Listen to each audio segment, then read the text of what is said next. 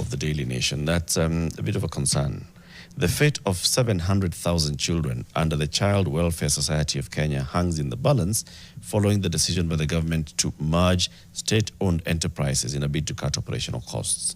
Among the agencies affected by the January decision by the cabinet is the CWSK, which now faces closure.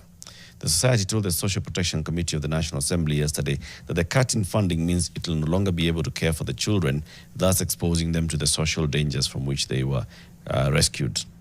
The trustee, Ludeki Chwea, told the lawmakers that among the most affected are 2,700 lost children who the society is trying to reunite with their families. The fate of at least 171,000 children in primary and secondary school, colleges and universities that the society sponsors also hangs in the balance. They said 50,000 children rescued from labor would also be affected by the cut in funding. So these are some of those decisions that then would have ramifications. So we have the Child Welfare Society of Kenya. The cabinet says, you know, some of these things, just close it and merge. Now the question is, so what would that, what would that be? Who would be affected? These are children who are under the Child Welfare Society of Kenya who would be affected.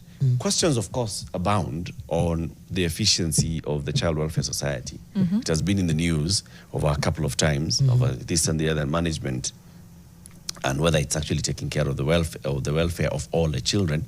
But the need for a Child Welfare Society, or at least social protection for children, is a critical one. Agreed. The question should be addressed on how do we then ensure that we protect these vulnerable children. Yeah, that as that's happening, it's seamless so that it doesn't leave them exposed. Yep. And this has been in existence for 70 years.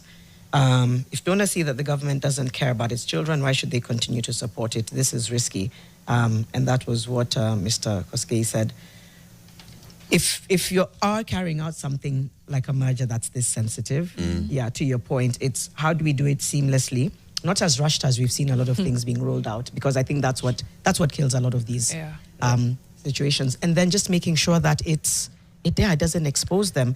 Because the mergers were in the event of duplication of roles, state agencies that had similar roles. So who had a similar role to the Child Welfare Society of Kenya?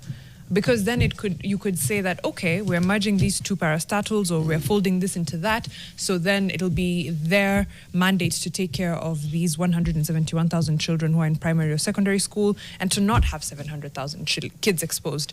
So that's the question. Are you just merging for the sake of merging because they're fairly small state agencies or parastatals? Or was there really a duplication of roles or a wastefulness? What was the reasoning behind the folding, the merging, the everything? Labour CS Dr. Alpha Mutua appeared before Parliament alongside Ludeki Chwea, and he says he really tried to persuade the cabinet to reverse the decision. He says, I spent 20 minutes defending the child welfare funding, but I was unsuccessful. The mood in cabinet was that there should be changes in parastatals. I'm sorry. I spent 20 minutes. I fought so hard. I gave you 20 minutes. I gave you 20 minutes, guys. What more could you possibly ask? I spoke for 20 minutes. What more do you... Come on. We're saying fight harder. Much harder. I spent 20 minutes defending the child welfare funding, but was unsuccessful. The mood in cabinet was there should be changes in parastatals. Did you write to the cabinet? Did you, because you could have spent the 20 minutes, but again, it's so good to have things written down so that you have expressed your need and the reason why you think Child Welfare Society should be kept, and then they can write back and say, we don't feel it's necessary for this and this reason. So if you want legal recourse, or if you want to look back at it in future, you can be like, Sini liwambia, or nini apa. But saying, I spent 20 whole minutes defending you in front of guys...